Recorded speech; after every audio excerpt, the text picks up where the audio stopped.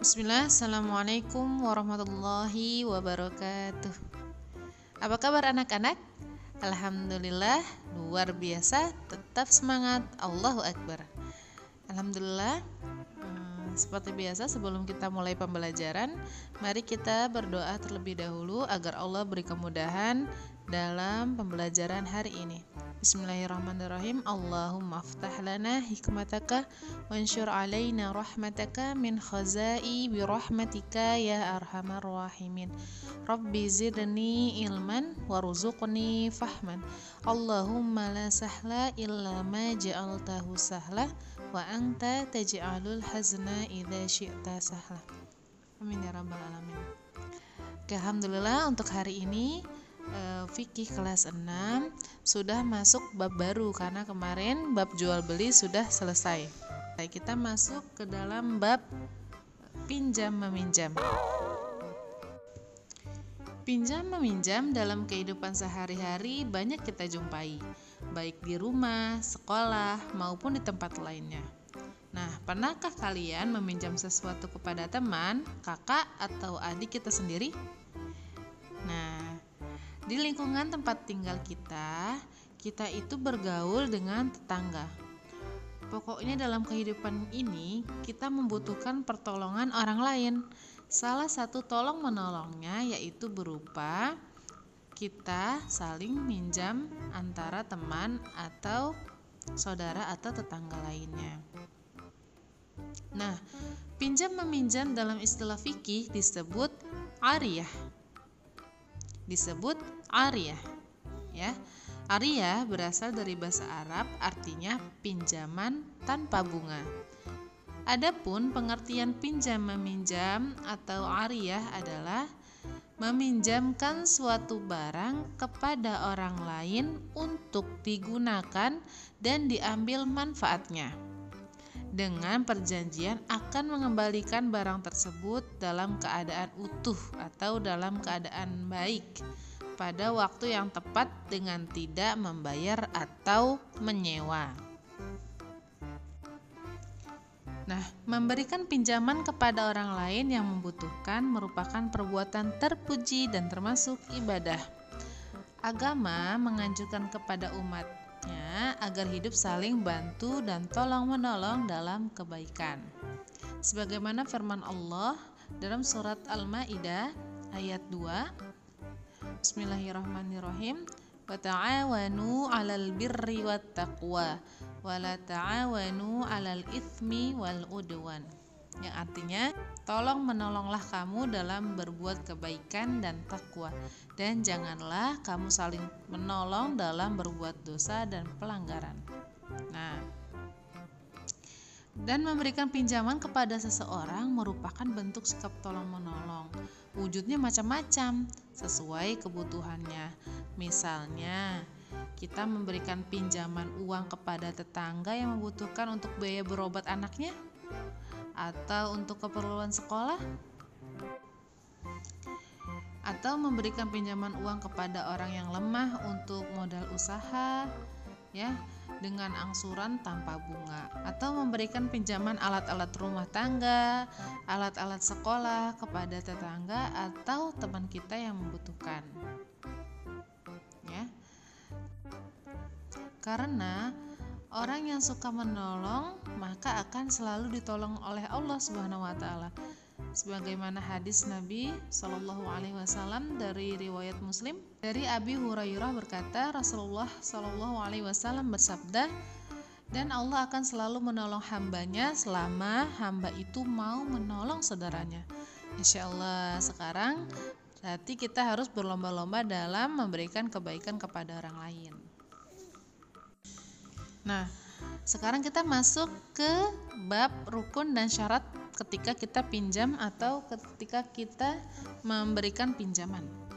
Pada dasarnya, hukum pinjam meminjam adalah sunnah. Artinya, seseorang akan mendapat pahala apabila ia mau meminjamkan sesuatu dengan ikhlas. Namun, hukum pinjam-meminjam dapat pula menjadi haram. Kalau apa? Jika barang yang dipinjamkan itu digunakan untuk merugikan orang lain.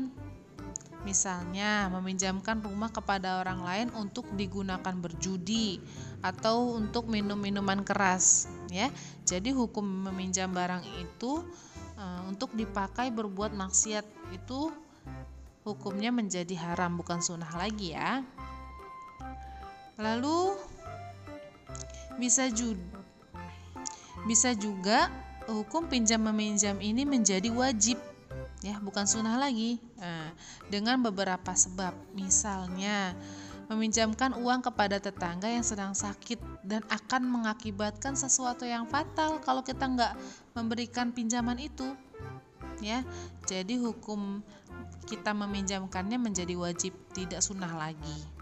Jadi untuk hukum bisa tergantung bagaimana dan untuk apa peminjaman yang kita pinjamkan itu, ya. Tapi hukum dasarnya adalah sunnah, ya.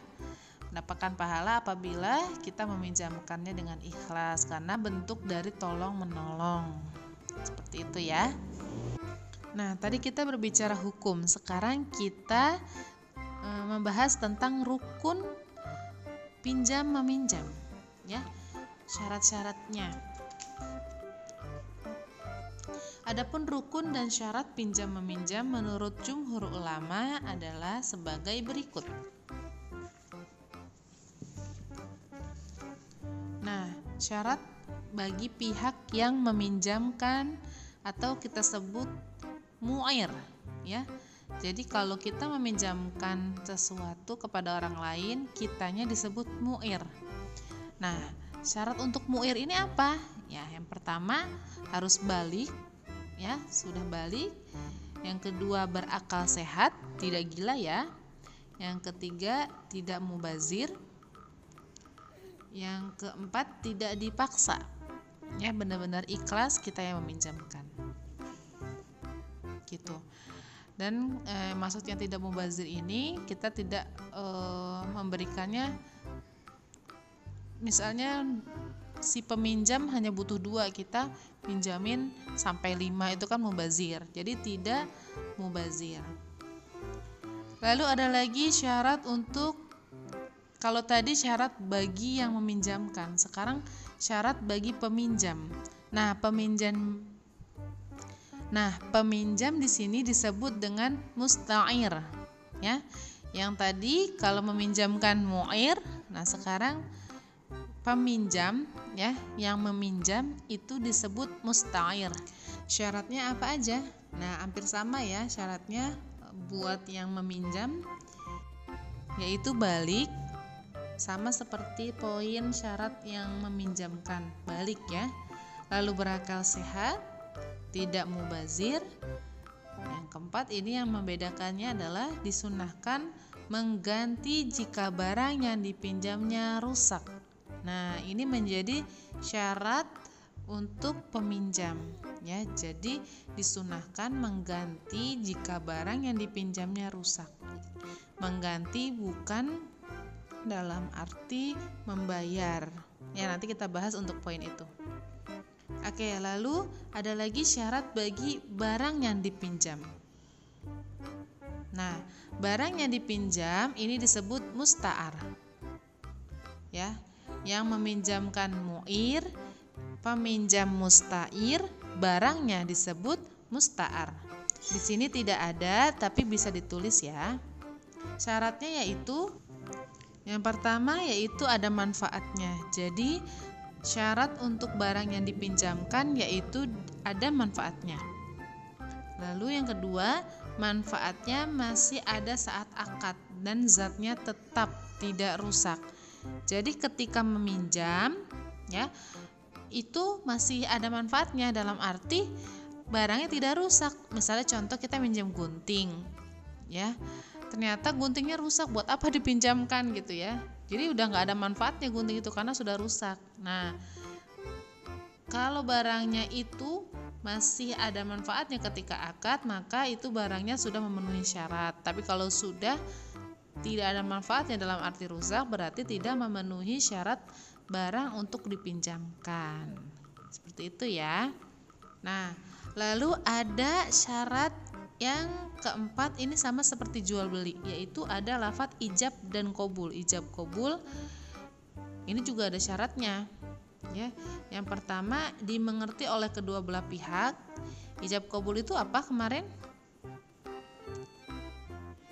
Ya, sigot, atau kalau kemarin jual beli adalah apa, tawar menawar antara penjual dan pembeli ya, yang disepakati. Nah, kalau ijab qabul dalam meminjam berarti lafadz dari peminjam kepada yang dipinjami ya. Misalnya saya pinjam ini dong, nah itu menjadi ijab qabul. Ya silakan, ini boleh pinjam gitu. Nah itu termasuk ijab qabul. Nah bahasanya itu harus dimengerti. Jangan misalnya minjamnya misalnya pakai bahasa Inggris, yang dipinjemin nggak ngerti meminjam apa. Nah jadi harus dimengerti oleh kedua belah pihak. Lalu yang kedua yaitu bersambung. Nah maksudnya adalah ketika ijab dan qabul itu tidak ada jeda, tidak ada seperti misalnya minjemnya hari ini diterimanya besok, jadi bersambung gitu, tidak terputus. Atau misalnya minjemnya kita sama si Ana, tapi kita bilangnya sama si Ani. Nah, si Ani tolong bilangin ke Ana. Nah, tapi si Aninya lupa bilangin, itu kan terputus. Nah, berarti ijab dan qabulnya itu tidak sah syaratnya. Ya. Oke, cukup, itu adalah rukun dan syarat dalam pinjam meminjam. Nah, lalu kita bahas tentang kewajiban bagi peminjam. Ada beberapa hal yang harus kita penuhi, yaitu memang memberi pinjaman kepada orang lain yang membutuhkan pahalanya besar. Namun demikian bukan berarti bagi peminjam bebas menggunakan barang pinjaman tersebut dengan seenaknya. Ada hal-hal yang harus dilakukan bagi peminjam agar pinjaman dapat memberikan manfaat dan maslahat bagi kedua pihak. Nah, antara lain kewajibannya apa aja bagi peminjam? Yang pertama, harus menjaga barang pinjaman dengan baik. Ya, karena sudah dipinjamkan harus kita jaga. Yang kedua, peminjam hanya memanfaatkan barang sesuai dengan izin pemilik. Ya. Pemilik barangnya tanpa merusak zat barang tersebut ya. Jadi peminjam itu harus memanfaatkan barang sesuai dengan izin pemiliknya. Kalau misalnya tadi minjem gunting, izinnya hanya untuk memotong kertas, menggunting kertas, berarti kita harus menggunakannya hanya untuk menggunting kertas, karena tadi izin dari peminjam-meminjam itu hanya untuk menggunting kertas, berarti tidak untuk menggunting kain misalnya, atau menggunting rumput misalnya, karena tidak seizin pemilik, izinnya hanya untuk menggunting kertas. Nah itu kewajiban yang kedua. Nah lalu peminjam tidak boleh meminjamkan barang pinjamannya kepada orang lain. Nah, misalnya kita udah minjem barang ke orang lain, terus kita pinjamkan ke orang lain lagi. Nah, itu bukan hak kita ya sebagai peminjam, nggak boleh kita memberikan barang tersebut ke orang lain, meminjamkan barang tersebut ke orang lain, karena belum izin dari yang benar-benar punya. Kita kan hanya meminjam, tidak boleh meminjamkan ke orang lain dulu tanpa seizin yang punya. Seperti itu ya. Lalu poin selanjutnya, kerusakan yang hanya sedikit akibat pemakaian yang diizinkan, maka peminjam tidak patut mengganti karena terjadinya disebabkan oleh pemakaian yang diizinkan. Maksudnya di sini, jika kerusakan yang hanya sedikit seperti tadi, diizinkan gunting untuk menggunting kertas saja. Tiba-tiba misalnya guntingnya sedikit rusak, macet gitu misalnya. Nah, peminjam ini tidak perlu mengganti karena si peminjam sudah karena si peminjam menggunakan barang tersebut sesuai dengan izinnya, yaitu menggunting kertas, tidak digunakan dengan lain. Tiba-tiba rusak sedikit berarti tidak perlu mengganti.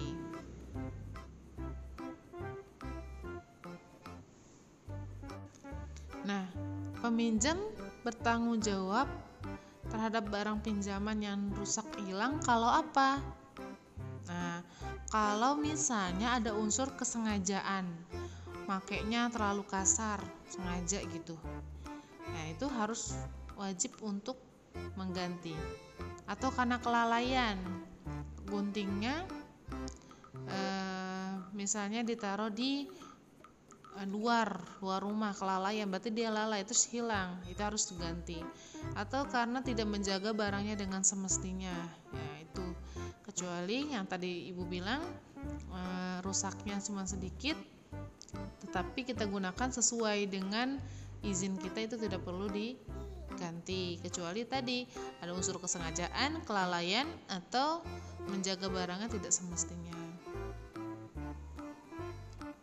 Lalu poin selanjutnya yang nomor 6, barang pinjaman yang memerlukan ongkos pada waktu pengembaliannya, ongkos ditanggung oleh peminjam. Misalnya kita minjam ke rumah teman yang agak jauh jaraknya, terus kita mau membalikannya ternyata ada ongkir gitu. Ya kalau zaman sekarang bilangnya ongkir, ongkos kirim. Misalnya lewat Gojek atau Grab gitu, pas dilihat ada sekian rupiah yang harus dibayar, berarti yang bayar itu ya peminjamnya, bukan pemilik barangnya ya, karena sudah meminjam dan ingin dikembalikan, dan ongkos ditanggung oleh peminjam. Ya, ini berdasarkan hadis Rasulullah SAW dari Samurah. Nabi SAW telah bersabda, tangan yang mengambil adalah bertanggung jawab atas apa yang diambilnya sehingga dipenuhi, ya sampai dia mau mengembalikannya. Lalu yang ketujuh yaitu pinjaman yang disertai dengan jaminan, maka waktu pengembalikan barang harus membayarnya. Ya, jadi kalau poin ini adalah misalnya kita minjam dengan jaminan. Misalnya tadi meminjam gunting ya, saya minjem selama sebulan deh gitu. Nah, jaminannya nanti saya kasih misalnya 10.000. Nah, maka waktu mengembalikan guntingnya, maka kita harus membayar jaminan tersebut ya, karena akad dari awal sudah dengan jaminan. Nah, ini juga sesuai dengan sabda Rasulullah dari hadis riwayat Tirmizi dari Abi Umamah berkata, saya mendengar Rasulullah SAW bersabda, pinjaman harus dikembalikan dan orang yang menjamin sesuatu harus membayar. Ya, jadi itu poin ketujuh dari kewajiban peminjam atas barang yang dipinjamnya. Nah, cukup pembahasan hari ini. Ya, poin yang paling penting adalah kita harus berlomba-lomba dalam kebaikan, dalam membantu orang lain, ya. Kita tidak boleh kikir, ya, menjadi orang yang tidak mau memberikan bantuan kepada orang lain. Dan ingat, ketika kita meminjamkan sesuatu atau kita memberi bantuan kepada orang lain, harus mendahulukan sikap ikhlas, yaitu semata-mata hanya karena Allah, ya. Karena meminjamkan barang kepada orang lain atau memberikan bantuan kepada orang lain pastinya akan mendapat pahala dari Allah, ya. Dan jangan lupa tadi ada hadis yang berbicara tentang selama kita menolong orang lain maka Allah akan menolong kita. Nah, insya Allah poin dari yang tadi Ustazah sampaikan sudah mencakup semua. Ya, semoga dapat dimengerti. Jadi tujuan pembelajaran hari ini agar anak-anak paham arti dari pinjam meminjam secara bahasa maupun secara istilah. Lalu ada rukun dan syaratnya, lalu ada hukumnya, lalu ada hal-hal yang harus diperhatikan bagi seseorang yang meminjam barang. Ya, ya, kewajiban-kewajiban yang harus dipenuhi. Nah, semoga bermanfaat untuk hari ini. Semoga Allah pahamkan anak-anak sekalian. Nah, tetap semangat dalam belajar dan ibadahnya ya. Saya cukupkan dengan ucapkan hamdalah dan kafaratul majlis. Subhanakallahumma wa bihamdika asyhadu alla ilaha illa anta astaghfiruka wa atubu ilaik. Wassalamualaikum warahmatullahi wabarakatuh.